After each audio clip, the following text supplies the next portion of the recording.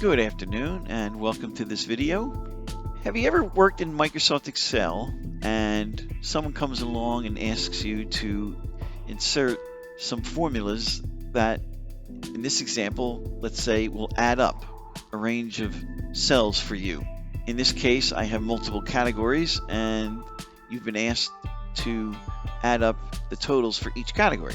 Now there's only about 4 or 5, 6 categories here, but what if there were 34? The work would get a little bit more laborious.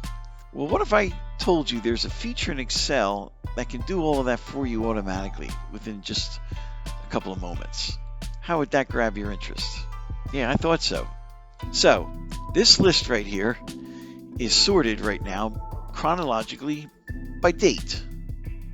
Well, one of the first things we want to do when using the subtotaling feature in Excel is to put the list in the order that we would like to subtotal it on. And in this example, we're going to choose the field called category.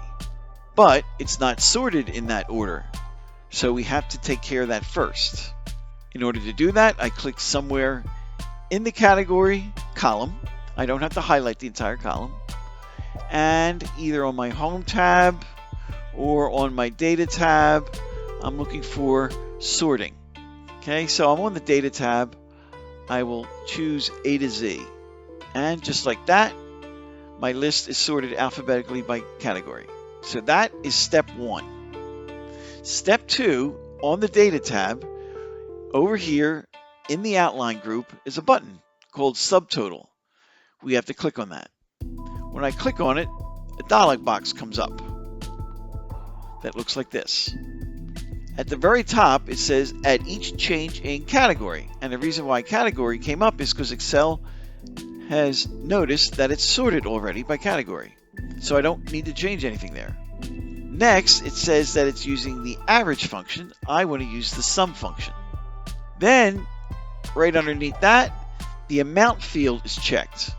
And as you look at the list, the amount field is the only field that is numeric. So that really is the only field that can be added up. So I don't change anything here. Watch what happens when I click OK. Is that cool or is that cool? Look what it did. It gave me totals just like that for each of the categories. I did not have to insert a row and insert the sum function manually myself. Now actually it's not using the sum function, it's using the subtotal function. And I will talk about that later on in the video. Okay, Tom, pretty impressive. Now someone comes along and says, I also want to see the average. Can I do that? And the answer is yes. So in order for me to add the average subtotal in this list, I go right back into the subtotal dialog box and I change the function from sum to average. But I don't click OK, although I could. It says replace current subtotals and it's checked. Well, I don't want to replace. I want to add the average. So I have to remove the check mark next to replace current subtotals. When I click OK, watch what happens. I now have added the average amount for each category. So for meals, it's $21.24. By the way, if I highlight that range and take my eyeballs down here in this auto calculate area, I can also see the same number.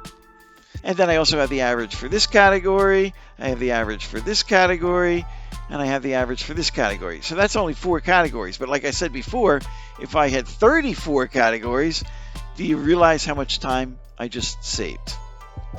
Now, let's focus over here on the left side of the screen. I see a whole bunch of minus signs, and I'm going to click on them and observe what it does. What it's doing is it's collapsing the detail rows, because maybe I don't want to see the detail rows.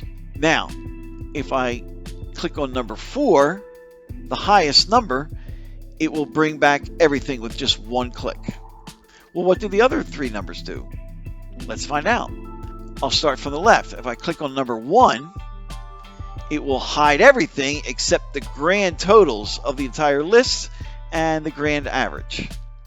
Now when I click on the number 2, it will bring up, in addition to the grand totals, it'll bring up adding up for each category. And then if I click on number 3, it will also show the average per category. So how do I know that the second one and the third button will do sum and average? Well, the answer to that question is whatever I did first, which was sum, will be in the lower number 2. Therefore, the second thing that I did was averaging. That will be the third.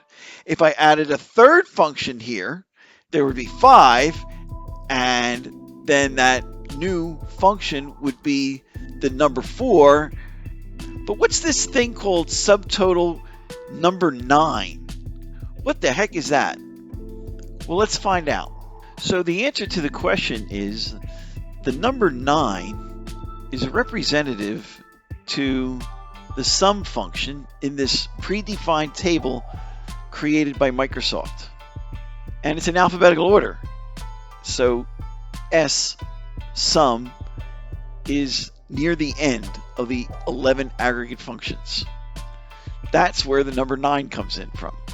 And actually, it will include any rows that were hidden in the total.